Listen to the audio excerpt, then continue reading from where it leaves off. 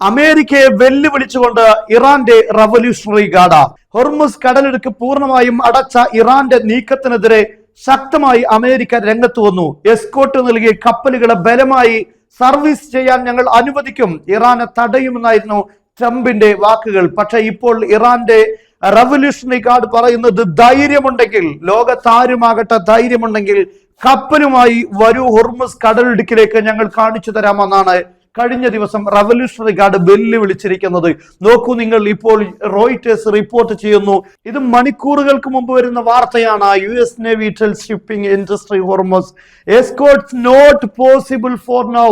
ഈ സാഹചര്യത്തിൽ ഹോർമുസ് കടലിടുക്കിൽ ഒരു കപ്പലിനും സുരക്ഷ നൽകാൻ കഴിയില്ല എന്നവർ കൃത്യമായി പറഞ്ഞിരിക്കുന്നു. കാരണം ഇറാന്റെ ശക്തമായ പ്രതികരണങ്ങളുണ്ട്, അവരുടെ ക്യാപ്പബിലിറ്റികൾ തന്നെയാണ് പ്രശ്നമെന്നാണ് അമേരിക്കയുടെ നാവികസേന പറഞ്ഞിരിക്കുന്നത്. ഒരു ഭാഗത്ത് പൂർണ്ണമായ സുരക്ഷ നൽകുമെന്ന് അമേരിക്കൻ പ്രസിഡന്റ് ട്രംപ് പറയുമ്പോൾ അവരുടെ നാവികസേനയാണ് കൃത്യമായി അത് പോസിബിൾ അല്ല എന്ന് പറയുന്നത്.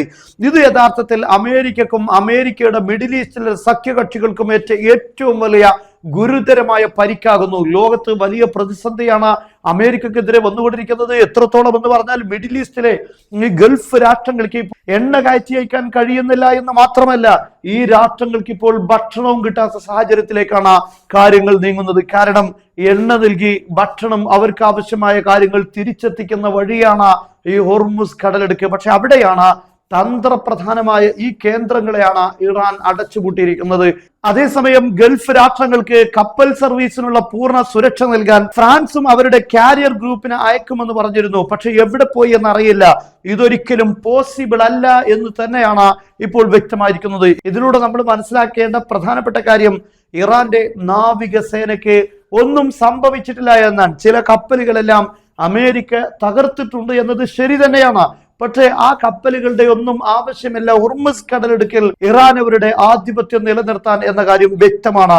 ഇപ്പോഴും അമേരിക്കക്ക് അങ്ങോട്ടടുക്കാൻ കഴിയുന്നില്ല. ട്രംപ് ഈ കടലിടുക്കിൽ കപ്പലുകൾക്ക് എസ്കോർട്ട് നൽകും എന്ന് പറയുമ്പോഴും ട്രംപിന്റെ അമേരിക്കയുടെ കപ്പലുകൾ നിൽക്കുന്നത് 1000 കിലോമീറ്ററുകൾക്ക് അപ്പുറത്താണ് എന്നതാണ് ഏറ്റവും പ്രധാനപ്പെട്ട കാര്യം. ആ ഭാഗത്തേക്ക് ഒരു കപ്പലിനും ഇതുവരെ അടുക്കാൻ സാധിച്ചിട്ടില്ല. ഇറാന്റെ സന്ദേശങ്ങളെ മറികടന്ന് ഏതെങ്കിലും കപ്പലുകൾ സർവീസ് നടത്തിയിട്ടുണ്ടെങ്കിൽ ആ കപ്പലുകളെ ആക്രമിക്കുകയും ചെയ്തിട്ടുണ്ട് എന്നത് ഇവിടെ വളരെ പ്രധാനപ്പെട്ട കാര്യമാണ്. ഇവിടെ റോയിറ്റേഴ്സ് പറയുന്നത്, നിരന്തരമായി ഷിപ്പിംഗ് ഇൻഡസ്ട്രിയിൽ നിന്ന് റിക്വസ്റ്റുകൾ വന്നുകൊണ്ടിരിക്കുകയാണ്. ഞങ്ങൾക്ക് അടിയന്തരമായ സർവീസ് നടത്താനുണ്ട്, ഏതെങ്കിലും രീതിയിൽ എസ്കോർട്ട് നൽകണമെന്നാണ് ഷിപ്പിംഗ് ഇൻഡസ്ട്രി ആവശ്യപ്പെടുന്നത്. പക്ഷേ നോട്ട് പോസിബിൾ, അത് സാധ്യമല്ല. ഇറാനുണ്ട് ഹോർമുസ് കടലിടുക്കിൽ, അതുകൊണ്ട് ആ ഭാഗത്തേക്ക് അടുക്കാൻ കഴിയില്ല. നിങ്ങൾക്ക് സംരക്ഷണം നൽകാൻ ഞങ്ങളുടെ കപ്പലുകൾക്ക് പോലും അങ്ങോട്ട് അടുക്കാൻ കഴിയില്ല എന്നാണ് ഇപ്പോൾ കൃത്യമായ സന്ദേശം അമേരിക്കയുടെ നേവി ഇത്തരം വിഭാഗങ്ങൾക്ക്, ഇത്തരം റിക്വസ്റ്റുകൾക്ക് പ്രതികരണമായി നൽകിയിരിക്കുന്നത്. നോക്കൂ നിങ്ങൾ, ഇത് നമ്മളാരും കെട്ടിച്ചമച്ച് പറയുകയല്ല. ഇത് റോയിറ്റേഴ്സ് മാത്രമല്ല, അന്താരാഷ്ട്ര മാധ്യമങ്ങളെല്ലാം ഈ കാര്യം ഇന്ന് റിപ്പോർട്ട് ചെയ്തിട്ടുണ്ട് എന്ന് നിങ്ങൾ മനസ്സിലാക്കണം. ഇറാന്റെ ശക്തി ഇപ്പോഴും ഹോർമുസ് കടലിടുക്കിൽ സജീവമാണ്. അവരുടെ കരങ്ങളിൽ തന്നെയാണ്, അവരുടെ ആധിപത്യത്തിലാണ് ഈ കടലിടുക്ക് ഉള്ളത് എന്നത് ഇപ്പോഴും അമേരിക്ക തന്നെ തുറന്ന് സമ്മതിക്കുന്നതാണ് കാണാൻ സാധിക്കുന്നത്. കാരണം ഹോർമുസ് കടലിടുക്കിൽ ഈ കടലിന്റെ ഭാഗം ഏകദേശം 33 അല്ലെങ്കിൽ 40 കിലോമീറ്റർ താഴെ മാത്രമാണ് അവിടെ ഗ്യാപ്പ് ഉള്ളത്. അതുകൊണ്ട് തന്നെ ഇറാൻ ഇതിൽ ആധിപത്യം സ്ഥാപിക്കുക, ഇതിനെ കൃത്യമായി കൈകാര്യം ചെയ്യുക എന്നത് അവരെ സംബന്ധിച്ചിടത്തോളം വളരെ നിസ്സാരമായ കാര്യമാണ്.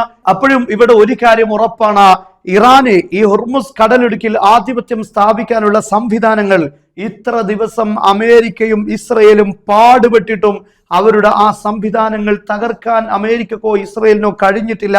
യഥാർത്ഥത്തിൽ ആദ്യം അമേരിക്ക തകർക്കേണ്ടത് അവരുടെ ബന്ദർ അബ്ബാസിലുള്ള മാത്രമല്ല അവരുടെ നാവികസേനയുടെ ബേസുകളായിരുന്നു, ഈ മിസൈലുകൾ അയക്കുന്ന കേന്ദ്രങ്ങളായിരുന്നു. പക്ഷേ അതിനെയൊന്നും അവർക്ക് തൊടാൻ സാധിച്ചിട്ടില്ല എന്ന കൃത്യമായ ഉത്തരമാണ് അമേരിക്കയുടെ തന്നെ നാവികസേന ഇപ്പോൾ പറഞ്ഞതിലൂടെ ലോകം മനസ്സിലാക്കുന്നത്.